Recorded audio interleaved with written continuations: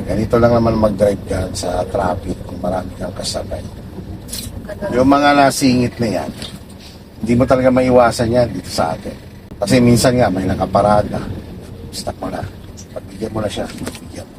Para hindi siya nakakaabala dyan. Gusto ko nga pong makaabala.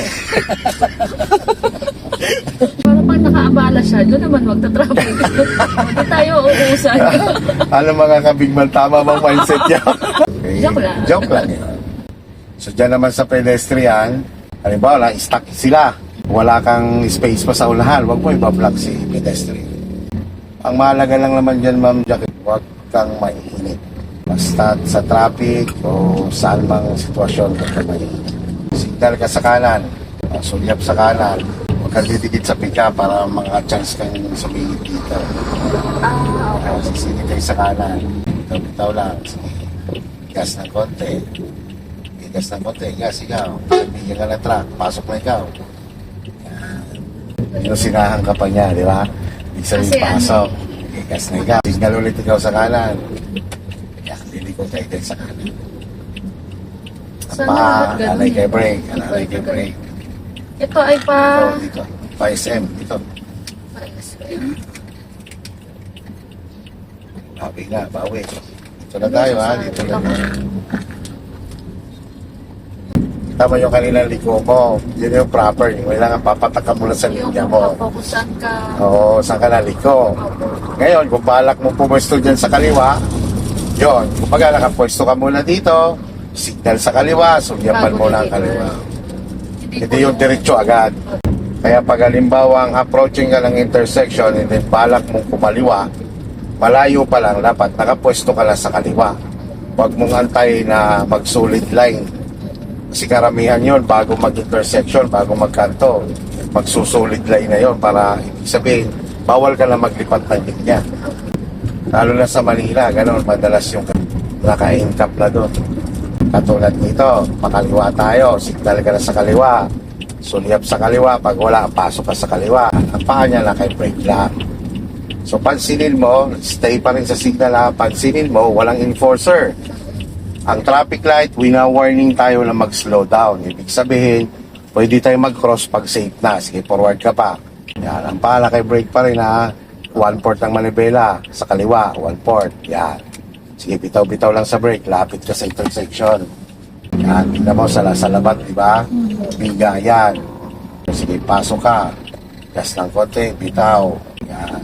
Okay, bitaw-bitaw lang muna sa brake. Yan.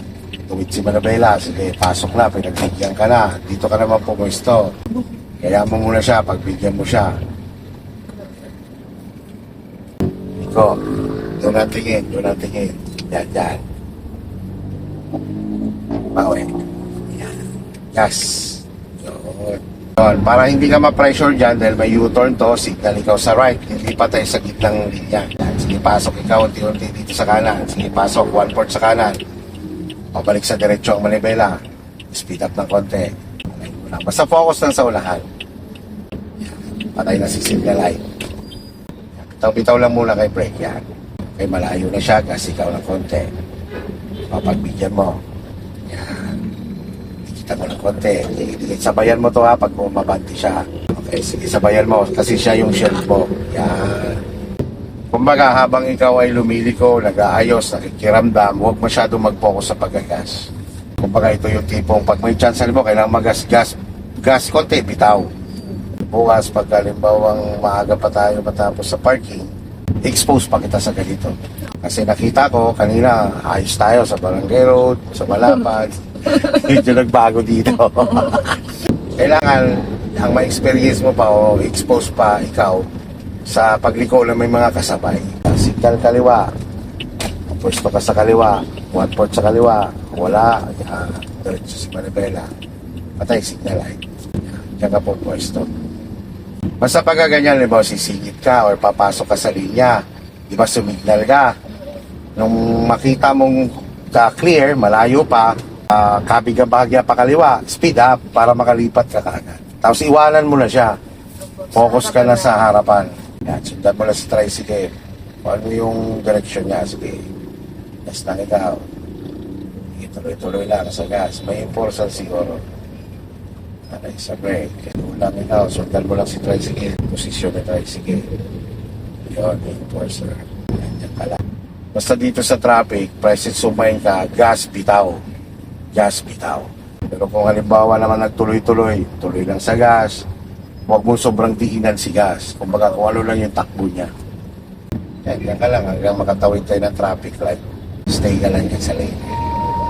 Sa ngayon kasi, syempre, kung saan ka lang mulang linya, huwag ka maiinip. Sa ngayon ha, kasi Opo. beginner, hindi pa tayo fit na yung singit ng singit, yan, di ba? Hindi katulad ng mga sanay na tansyadong-tansyado na yung pagsingit.